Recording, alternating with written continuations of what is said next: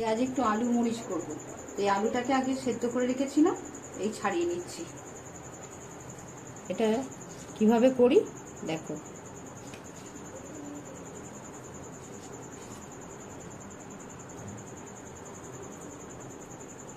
আলুগুলো ছাড়িয়ে নিলাম। এবার বড় বড় একটু টুকরো করব।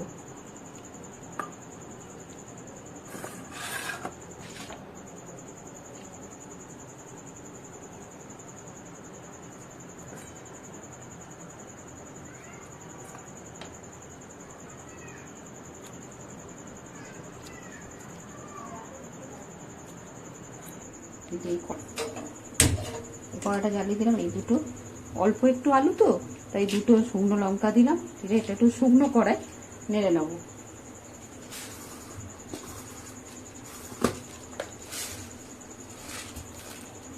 আর এই যে গোটা ধনে,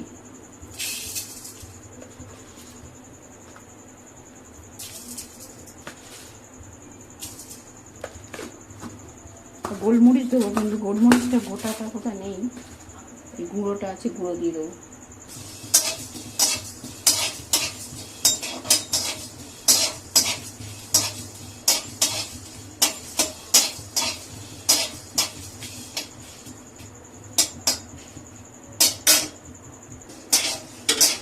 হয়ে যাচ্ছে।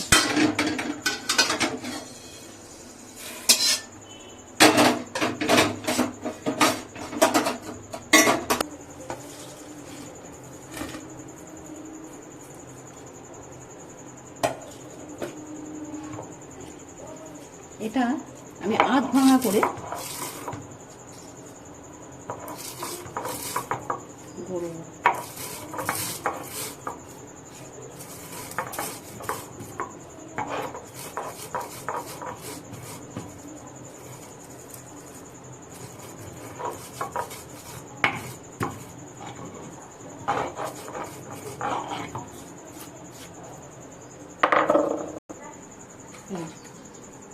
এই যে আধ ভাঙা করে, লঙ্কাটাও এরকম ভাবেই থাকবে।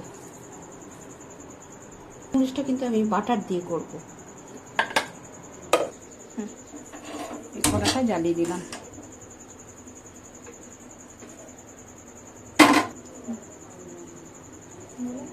এই ধনে পাতাগুলো আমি কাঁচি করে কেটে নেব। এতে একটু ধনে পাতা দেবো। এটা একটা নতুনত্ব, মানে আলু মরিচ। অন্য সময় কী হয়, মানুষের ঘি দিয়ে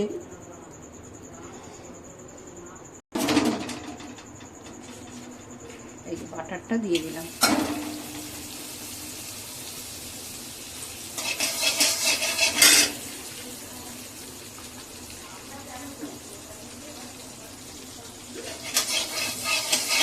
কম আঁচ করে দিয়েছি, বাটারটা জ্বলে যাবে তা নাহলে। দিয়ে এর মধ্যে আমি এই ভাজা মশলাটা যেটা গুঁড়ো করলাম সেটা দিয়ে দিলাম।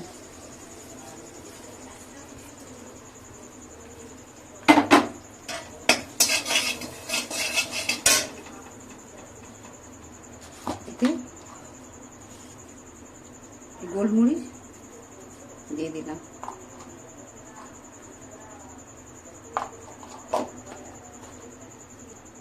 এটা নুন দিলাম, কেন আলু সেদ্ধ করার সময় আলুতে হালকা অল্প নুন দিয়েছিলাম সেদ্ধ করার সময়, তাহলে এটা সেরকম বুঝে নুন দিলাম।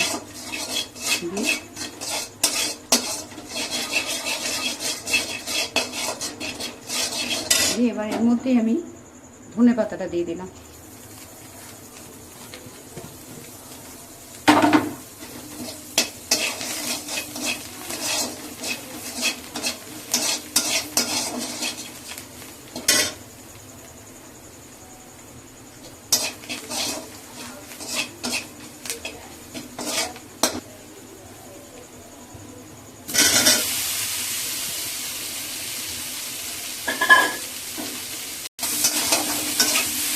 এবার দিয়ে আলুটা দিয়ে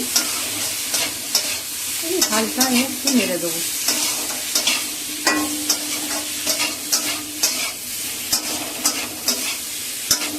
এটা বাটার দিয়ে সম্পূর্ণ করবো।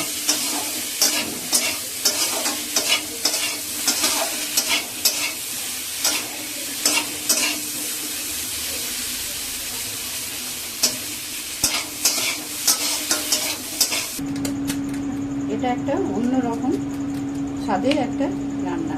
এই আলু মরিচ, এটা হচ্ছে মরিচ দিয়েছি, এটা তার সঙ্গে আনুষঙ্গিক ধনে লঙ্কা, আর এটা সম্পূর্ণ বাটার দিয়ে তৈরি। দেখো এরকমভাবে করে খেয়ে,